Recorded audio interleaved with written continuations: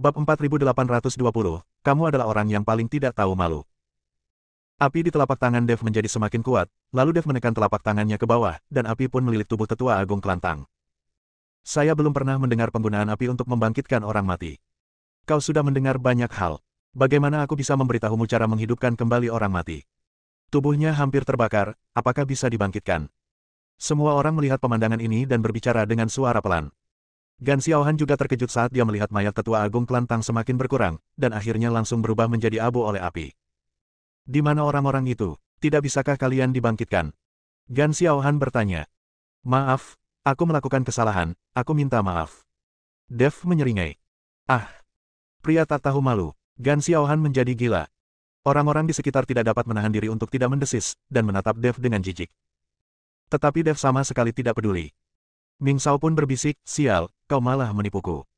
Setelah berkata demikian, jasad Tuan Ming seketika menghilang dan kembali ke dalam kedai. Semua anggota kelantang menjadi gila saat ini. Mereka tidak hanya membunuh pemimpin mereka, tetapi sekarang mereka bahkan membakar mayatnya. Kali ini, tidak ada satu tulang pun yang tersisa. Sekelompok anggota kelantang bergegas menuju Dev sambil berteriak. Wajah Dev berubah dingin, dan dia menatap orang-orang dari Sekte Tang, apakah kalian juga ingin menjadi seperti tetua agung kalian? Hanya dengan satu kalimat saja, seluruh orang dari Sekte Tang menjadi sangat ketakutan hingga mereka berhenti dan perlahan mundur. Dev, bagaimanapun juga, kamu adalah seorang kultivator Mahayana, bagaimana mungkin kamu bisa begitu tidak tahu malu? Gan Xiaohan berkata dengan marah sambil mengguncang tubuhnya. Apakah aku tidak punya rasa malu? Dev tersenyum dingin, kalian telah mengirim puluhan orang dari 3 sekte untuk mencariku, dan kalian pikir kalian punya rasa malu. Tetua Agung Sekte Tang berada di level yang lebih tinggi dariku, dan dia tahu bahwa aku telah bertarung dengan sengit, tetapi dia masih ingin bertarung denganku dalam pertarungan round robin. Apakah ini yang kalian sebut rasa malu? Tidak mengizinkan saya menggunakan senjata dan menerapkan berbagai pembatasan, apakah ini yang kau sebut memiliki muka? Menurutku hal yang paling tidak tahu malu adalah kamu bahkan tidak punya 3 pintu. Perkataan Dev membuat Gan Xiaohan tercengang. Apapun yang terjadi, kau harus mati hari ini, kalau tidak aku akan kehilangan muka sepenuhnya. Gan Xiaohan berteriak dengan marah dan hendak membawa anak buahnya untuk menyerang Dev. 3 gerbang tidak ada apa-apanya, apakah kamu masih berani melakukan itu? Pada saat ini, terdengar suara gemuruh yang dahsyat, kemudian seluruh kehampaan bergetar, dan sesosok manusia muncul di angkasa. Lin Chong telah tiba bersama Taoist Wuji dan para master kota matahari dan bulan. Ketika dia melihat Lin Chong datang, wajah Gan Xiaohan langsung menjadi sangat jelek. Melihat ini, Lin Keting dan Lin Kevan melompat dan datang di depan Lin Chong. Ayah, ketiga orang ini tidak tahu malu. Mereka menggunakan jumlah mereka untuk menindas kaum minoritas dan bahkan menggunakan serangan bertubi-tubi terhadap Dev. Ayah harus memberi mereka pelajaran. Lin Keting berkata pada Lin Chong. Lin Keting tidak tahan lagi menontonnya, tetapi sayangnya dia tidak cukup kuat dan tidak dapat membantu Dev sama sekali. Sekarang ayahku sudah ada di sini, aku tidak perlu menanggungnya lagi. Murid, ayahmu pasti akan bertindak bahkan tanpa kau perintahkan. Bagaimana mungkin dia bisa melihat menantunya diganggu? Taoist Wuji membelai jenggotnya dan berkata. Tuan, Lin Keting tersipu. Dev menatap Lin Chong yang sedang berlari mendekat, tersenyum tipis, dan merasa lebih percaya diri. Jika Gan Xiaohan mengambil tindakan lagi, Dev tidak akan bisa menolak. Pertarungan terus-menerus telah menghabiskan terlalu banyak energi Dev, dan dia perlu mengisinya kembali. Di dalam kedai, Tuan Muda Ming melirik Lin Chong dan berkata perlahan, orang-orang dari kota Sun Mun juga sudah tiba. Bahkan orang-orang dari Sunman sudah tamat. Ming Shao, haruskah kita mengambil tindakan? Orang tua berambut merah itu bertanya. Sekarang Lian Sunman telah bergabung dengan 4 dunia bawah, yang berarti mereka adalah anggota 4 dunia bawah. Jika ada bahaya, mereka tidak bisa berdiam diri. Tunggu saja dan lihat saja. Jangan khawatir untuk saat ini. Orang-orang ini belum menyerah sepenuhnya. Ming Shao berkata dengan ringan. Bab 4821, memukul anjing tergantung pada pemiliknya. Orang tua berambut merah itu tertegun sejenak, lalu dia mengerti dan mengangguk dengan berat. Gan Xiaohan selalu mengaku berasal dari Lian Sunman, tetapi dia tidak pernah menyebutkan 4 dunia bawah. Karena mereka telah menyerah, mereka adalah orang-orang dari 4 istana dunia bawah, bukan Lian Sunman. Inilah yang membuat Guru Ming sedikit tidak senang, jadi ia memilih untuk terus menonton kegembiraan itu. Gan Xiaohan melihat ke arah kedai minuman, lalu menenangkan diri. Mereka sekarang adalah anggota istana 4 dunia bawah, jadi mereka tidak perlu takut dengan kota matahari dan bulan. Kaisar Lin, Dev telah membunuh para tetua kita, dan sekarang dia telah membunuh pemimpin Sekte Ling dan tetua agung Sekte Tang, jadi kita harus membalasnya. Sebaiknya kau tidak ikut campur, kalau tidak, kota matahari bulanmu juga akan mengalami bencana yang dahsyat. Gan Xiaohan mengancam Lin Chong. Mengancam saya. Lin Chong melangkah maju dan langsung muncul di depan Gan Xiaohan. Tekanan dari tubuhnya langsung menghancurkan Gan Xiaohan. Gan Xiaohan terkejut dan berkata cepat, apa yang ingin kamu lakukan? Kita sekarang adalah orang-orang dari Istana Empat Dunia Bawah. Wah! Lin Chong menamparkan Gan Xiaohan, yang langsung tertampar dan jatuh dengan keras ke tanah. Aku tidak peduli siapa dirimu, tetaplah bersikap rendah hati di hadapanku. Kamu berani mengancamku. Wajah Lin Chong begitu dingin dan auranya begitu kuat, membuat semua orang di tiga gerbang mundur ketakutan. Gan Xiaohan berdiri dengan ekspresi malu di wajahnya, menatap Lin Chong dan berkata, kami benar-benar dari empat istana dunia bawah, beraninya kau. Suara mendesing. Wah! Sosok Lin Chong tiba-tiba menghilang, lalu Gan Xiaohan ditampar lagi di wajahnya. Gan Xiaohan benar-benar bingung, tetapi dia tidak berani berbicara. Lin Chong melihat sekeliling dan berkata, Tuan Dev, aku akan melindungimu. Jika kau berani menyentuhnya, aku akan membunuhmu. Sikap Lin Chong yang mengesankan membuat semua orang di sekitarnya ketakutan. Tepat ketika semua orang tidak berani berbicara dan hanya menatap kosong. Seperti suara yang datang dari dunia bisnis, gila sekali, gila sekali. Saat memukul anjing, kita harus melihat pemiliknya terlebih dahulu. Dia sudah mengatakan bahwa dia adalah anjing empat dunia bawah kita, tetapi Kaisar Lin masih ingin mengambil tindakan. Bukankah ini berarti dia tidak menganggap serius empat dunia bawah kita? Sosok Tuan Muda Ming perlahan muncul. Di samping Tuan Muda Ming, ada seorang lelaki tua berambut merah, dan di belakangnya ada 8 biksu berjubah hitam, masing-masing dari mereka berada di alam transformasi abadi. Melihat Tuan Muda Ming muncul, Gan Xiaohan buru-buru memimpin anak buahnya ke belakang Tuan Muda Ming. Kali ini, kekuatan empat dunia bawah telah meningkat pesat. Ada lebih dari 20 negeri peri. Lin Chong menatap penampilan Tuan Ming dan tidak bisa menahan diri untuk tidak mengerutkan kening. Tidak peduli siapapun orangnya, jika mereka ingin menyakiti Tuan Dev, aku akan membunuh mereka, dan kalian berempat dari dunia bawah tidak terkecuali. Meskipun Lin Chong takut dengan kekuatan empat dunia bawah, jika mereka berhadapan dengan Dev, Lin Chong tidak akan bisa membiarkan Dev mendapat masalah bahkan jika dia harus mengorbankan seluruh kota matahari dan bulan. Wah, kamu punya nyali. Sepertinya aku membuat keputusan yang tepat untuk datang ke Wuwangdi kali ini. Kami, empat dunia bawah, tidak muncul selama beberapa tahun. Tidak ada yang bisa mengabaikan kami. Mata Tuan Muda Ming sedikit menyipit, dan aura di tubuhnya mulai perlahan naik. Jika kalian benar-benar bertarung, kita tidak tahu siapa yang akan menang atau kalah. Aura Lin Chong juga mulai meningkat.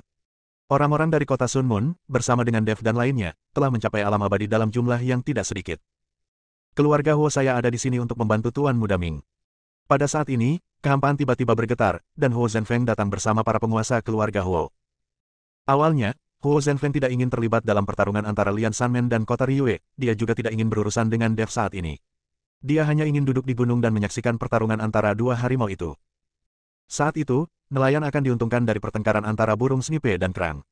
Namun, setelah melihat Lian Sanmen bergabung dengan Istana Empat Dunia Bawah, Huo Zhenfeng sudah tahu bahwa jika dia tidak membuat pilihan, dan Dev terbunuh, keluarga Huo mereka tidak akan mendapatkan keuntungan apapun.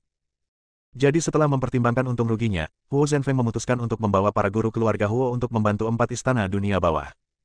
Bab 4822, aku hanya tidak menyukaimu. Jelas sekali bahwa kekuatan empat dunia bawah jauh lebih tinggi daripada kekuatan kota matahari dan bulan. Dalam masyarakat saat ini, siapapun yang lebih kuat adalah yang benar. Melihat keluarga Huo tiba-tiba muncul, Lin Chong semakin mengernyit. Kali ini, keseimbangan sepenuhnya beralih ke empat dunia bawah. Saya tidak bisa bersembunyi lagi, ini masalah hidup dan mati. 10 kepala istana perlahan berjalan keluar dari kerumunan.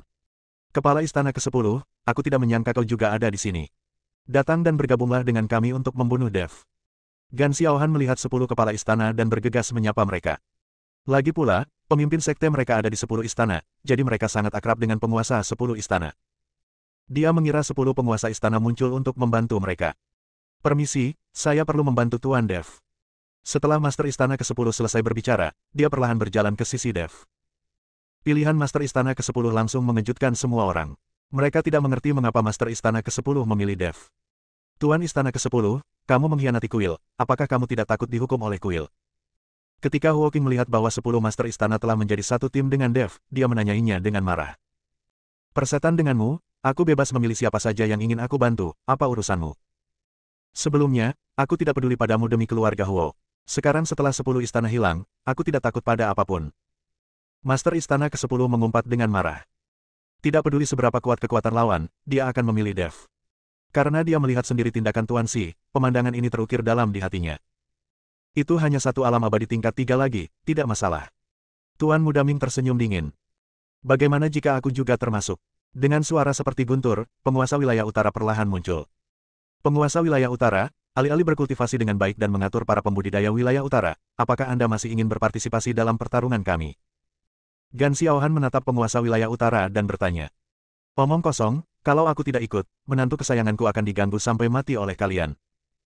Penguasa wilayah utara perlahan berjalan ke arah Dev, menepuk bahu Dev dan berkata, menantu yang baik, jangan takut, aku di sini untuk membantumu.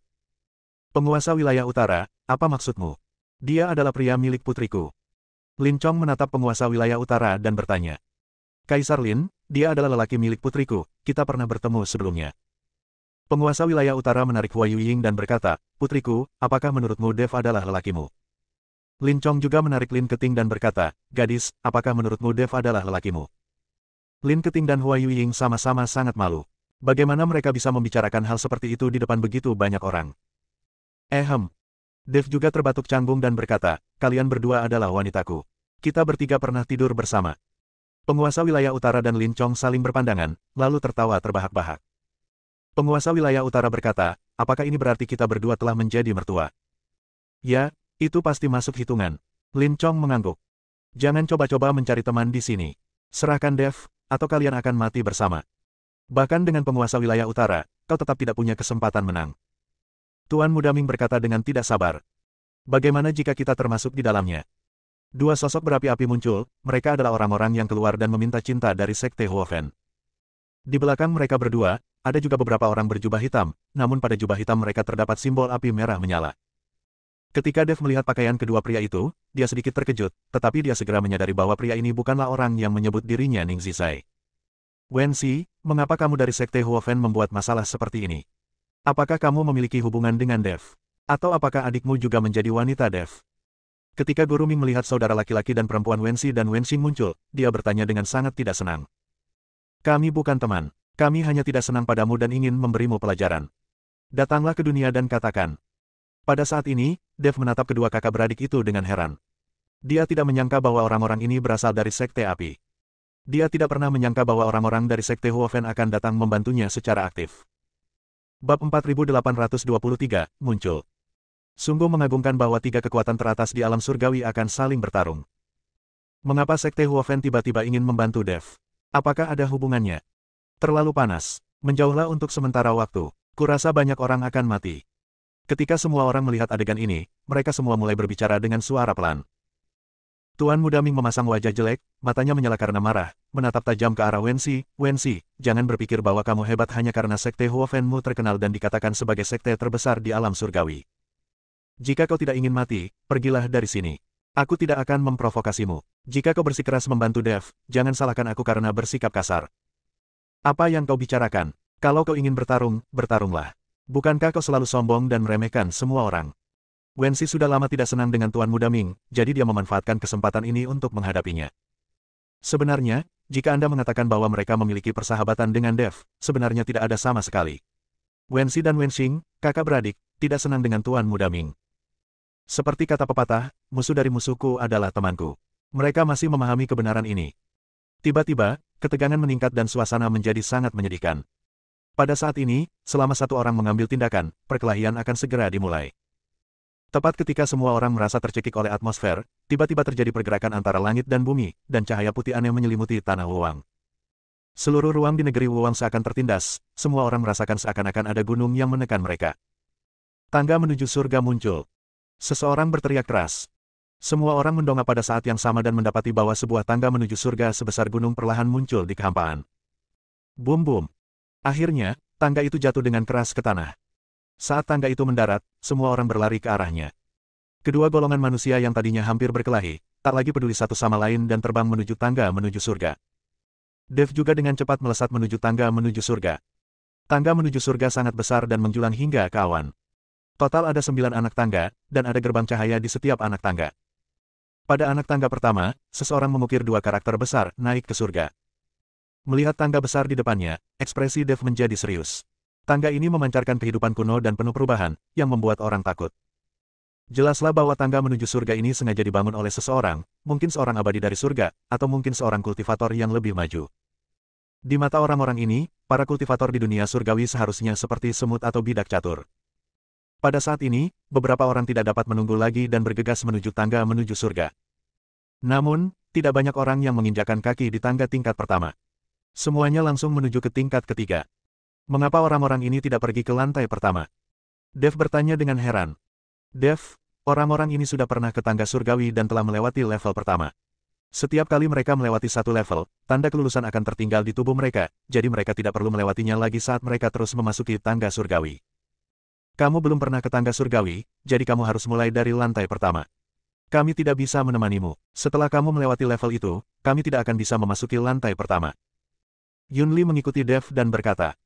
Dev kemudian mengerti bahwa setelah melewati level tersebut, tidak ada cara untuk masuk lagi dan dia hanya bisa melanjutkan ke level berikutnya. Jangan khawatir, level pertama sangat mudah. Dengan kemampuanmu, kamu bisa melewatinya dengan mudah. Lagi pula, para kultivator di dunia tingkat pertama tidak terlalu kuat dan tidak bisa menyakitimu sama sekali.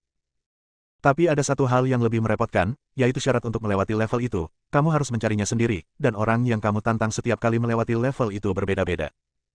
Lin Kevan menepuk bahu Dev dan berkata. Bab 4824, lantai pertama. Saya menduga bahwa dunia di dalam tangga ini tidak statis. Sayangnya, setelah kita melewati level tersebut, kita tidak dapat memasukinya lagi, jadi tidak ada cara untuk memverifikasinya. Hyun Bin berkata sambil melihat tangga di depannya. Siapa peduli, selama aku bisa mendapatkan sumber daya dan pelatihan di tangga surgawi, itu bagus. Jika aku ingin mencapai surga melalui tangga surgawi, itu tidak akan jauh lebih mudah daripada berlatih dan naik sendiri. Zhou Tang berbicara. Dengan kekuatan yang mereka miliki, mereka hanya perlu melatih diri di tangga menuju surga, lalu menemukan beberapa sumber daya yang bisa mereka gunakan di dunia tangga menuju surga. Adapun mencapai lantai 9 dan kemudian mengandalkan tangga untuk mencapai surga, itu hampir mustahil. Tuan Dev, kami akan menunggu kabar baik Anda di gerbang Dao. Tangga ini akan muncul dan tinggal di sini selama 3 bulan. Setelah 3 bulan, tangga ini akan perlahan menghilang. Jadi, Tuan Dev tidak perlu terlalu cemas. Selama Anda menghitung waktunya dengan baik, Anda bisa keluar dalam 3 bulan. Jika tangga surgawi menghilang dan kita tidak keluar, kita harus tinggal di dunia tangga surgawi selama 100 tahun. Lin Chong mengikuti Dev dan berkata. Oke, Dev mengangguk. Ayah, aku ingin pergi ke lantai pertama bersama Dev untuk melihat-lihat. Lin Keting berbicara. Tidak, kekuatanmu saat ini terlalu rendah. Akan berbahaya untuk menaiki tangga itu. Lagi pula, Tuan Dev pergi ke sana untuk mendapatkan pengalaman, bukan untuk bermain denganmu. Lin Chong melotot ke arah Lin Keting dan berkata. Lin Keting mendengus dingin, sangat tidak puas. Sementara Dev dan yang lainnya sedang berbicara, banyak orang telah memasuki tangga menuju surga. Beberapa kultivator juga memasuki lantai pertama, termasuk Ningxi dan Yuki. Dev menatap punggung kedua orang itu yang berapi-api dan tidak menyangka bahwa kedua orang ini juga memasuki tangga surga untuk pertama kalinya. Tuan Dev, kami para suster harus pergi dulu. Kami sudah melewati lantai pertama dan harus pergi ke lantai 2. Saya berharap bisa bertemu Master Dev di lantai 2. Setelah Hong Yao dan Lan Yao selesai berbicara, mereka melompat ke tangga batu kedua, lalu perlahan berjalan menuju gerbang cahaya. Aku juga pergi. Dev berpamitan kepada semuanya. Tetapi pada saat ini, Lin Keting tiba-tiba melompat dan berlari langsung ke gerbang cahaya di lantai pertama. Murid. Pendeta Tao Uji merasa ngeri, tetapi sudah terlambat, Lin Keting sudah menyerbu ke gerbang cahaya. Jangan khawatir, aku akan mengawasinya saja. Setelah Dev selesai berbicara, dia segera mengejarnya dan bergegas ke gerbang cahaya. Tetapi ketika Dev bergegas memasuki gerbang cahaya, dia hanya merasakan bayangan putih kabur di depan matanya, dan dalam sekejap dia tiba di dunia tangga menuju surga. Ketika cahaya perlahan-lahan muncul di depan mata Dev dan dia bisa melihat segala sesuatunya dengan jelas, dia benar-benar terpana. Tidak ada jejak Lin Keting sama sekali di sekitarnya, dan bahkan dalam jarak 100 mil atau lebih jauh lagi, tidak ada seorang pun yang dapat mendeteksi kehadiran Lin Keting. Tampaknya transmisi gerbang cahaya bersifat acak dan tidak berteleportasi ke tempat yang sama di dunia ini. Saya tidak tahu apakah dunia ini cukup besar, dan apakah saya dapat menemukannya. Dev sedikit mengernyit, lalu menatap dunia di depannya. Ini adalah tanah tandus, tak berujung dan tak berbatas, dan energi spiritual di dunia ini tidak terlalu kuat, terlihat sangat tandus. Tidak heran dunia ini berada di level pertama. Sangat sulit bagi master manapun untuk muncul di dunia seperti itu.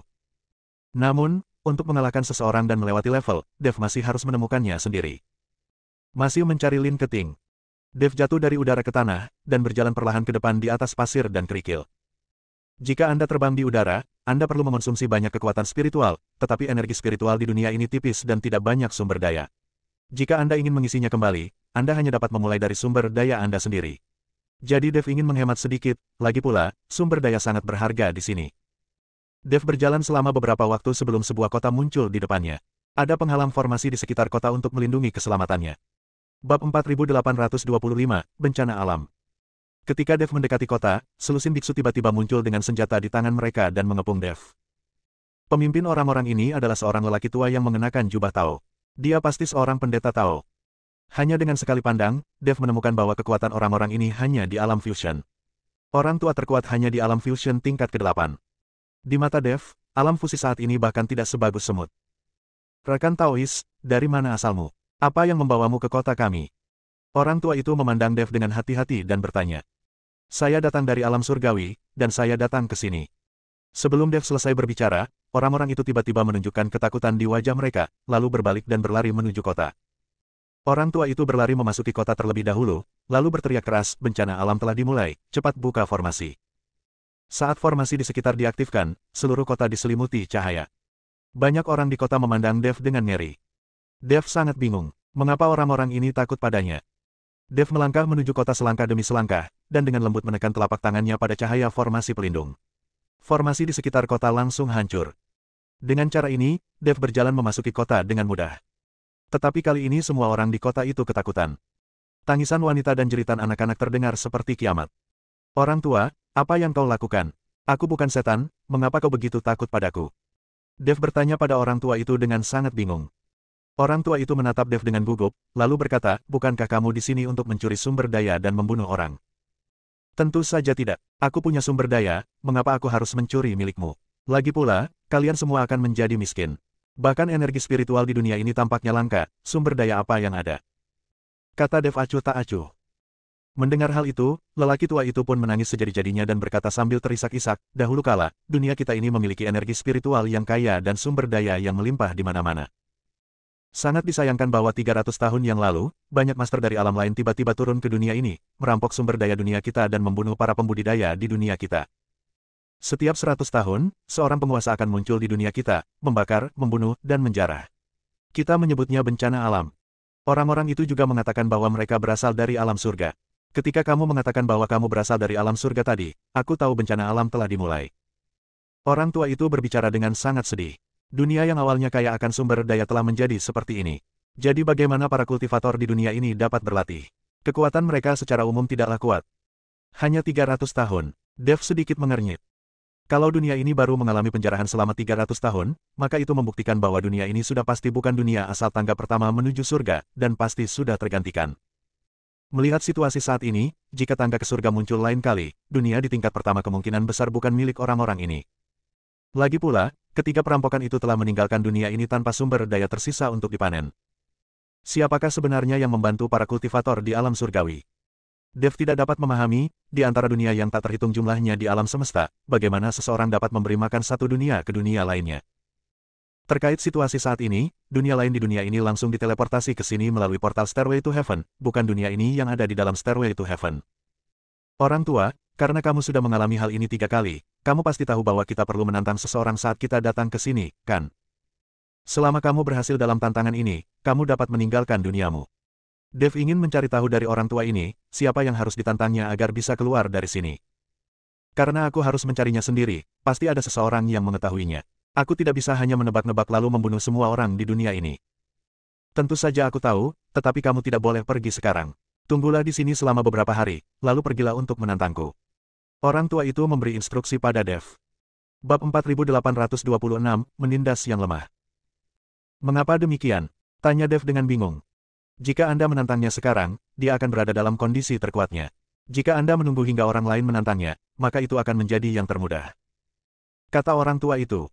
Dev tersenyum. Meskipun tantangan tingkat pertama sulit, dengan kekuatannya, dia dapat dengan mudah mengatasinya. Rekan Taois, kamu tidak perlu tertawa. Apakah kamu pikir dunia kita tandus dan tidak memiliki tuan, dan kamu dapat dengan mudah menang? Kata orang tua itu. Dev mengangguk dan tidak menyangkalnya.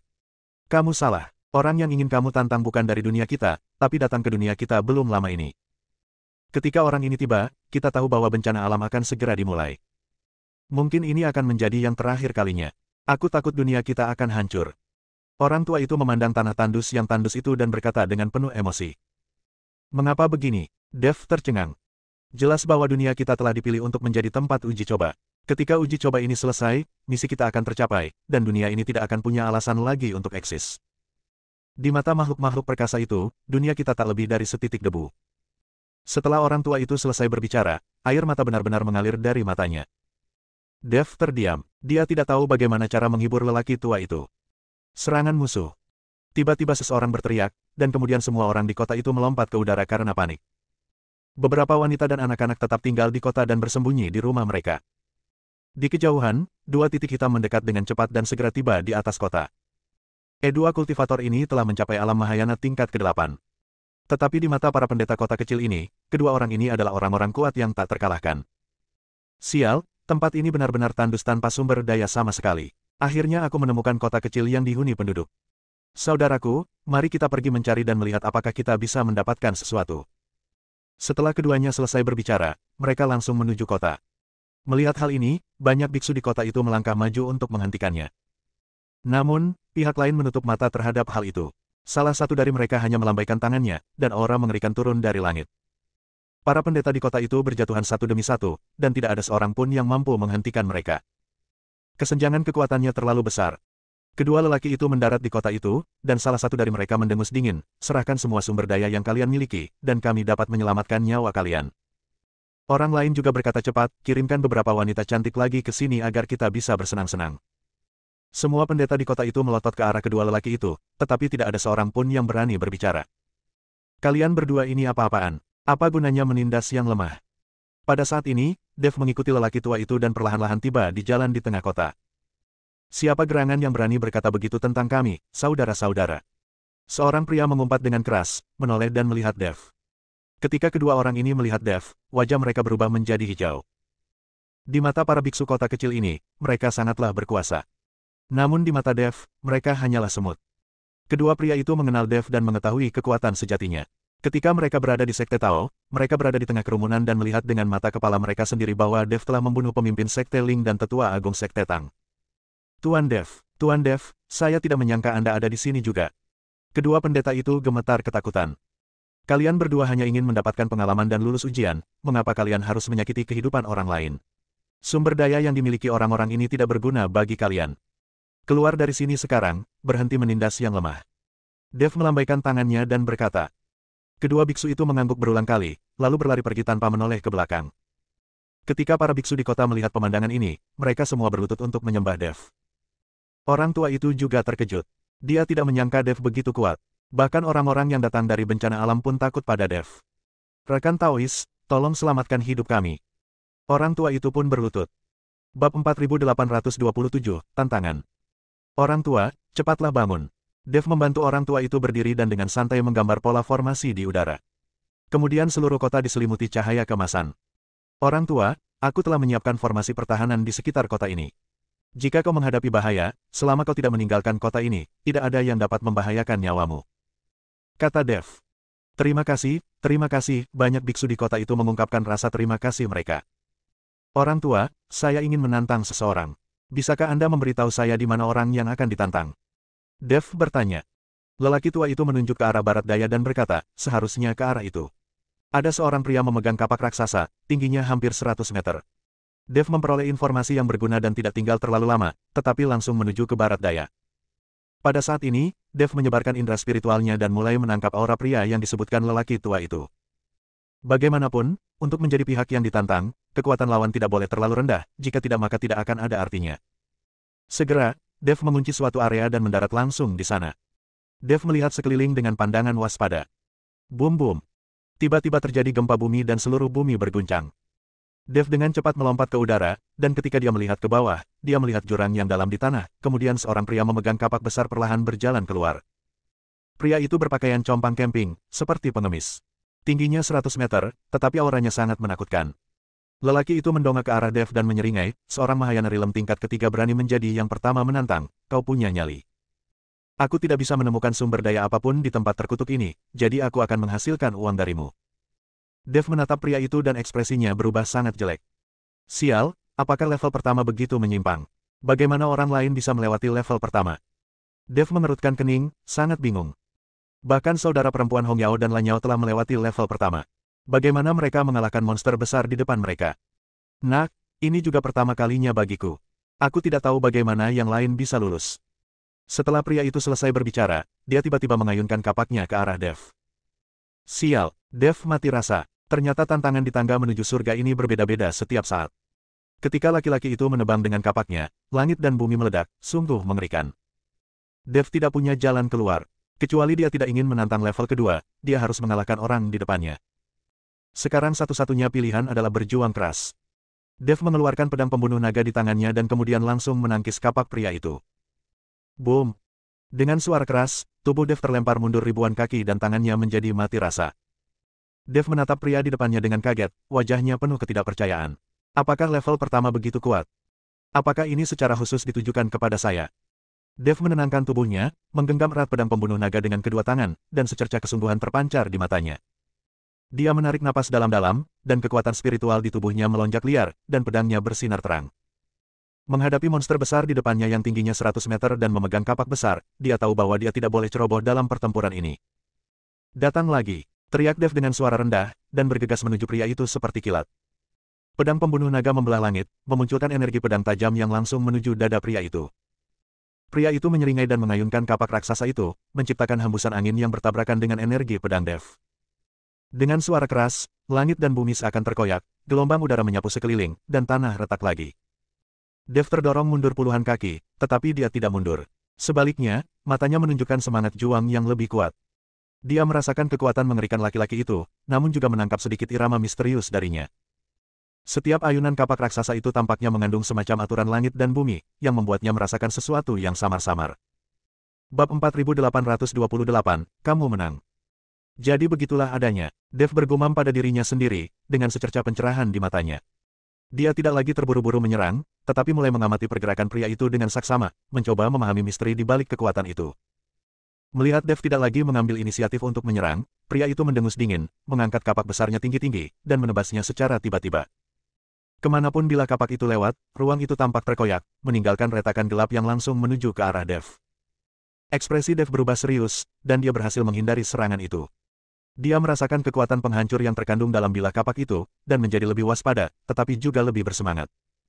Dia tahu bahwa ini adalah kesempatan langka, dan jika dia bisa mendapatkan wawasan darinya, kekuatannya pasti akan meningkat ke tingkat yang lebih tinggi. Datang lagi. Dev berteriak lagi, mengayunkan pedang pembunuh naga, dan energi pedang itu bagaikan pelangi, bertabrakan dengan kapak raksasa milik pria itu lagi. Kali ini, ia tak lagi sekadar bertarung secara langsung, tetapi mencoba menyatukan kekuatan spiritualnya dengan niat pedang, mencari misteri yang tersembunyi dalam pertempuran itu. Boom, boom, boom. Pertarungan menjadi semakin sengit, langit dan bumi dipenuhi fluktuasi energi yang dahsyat.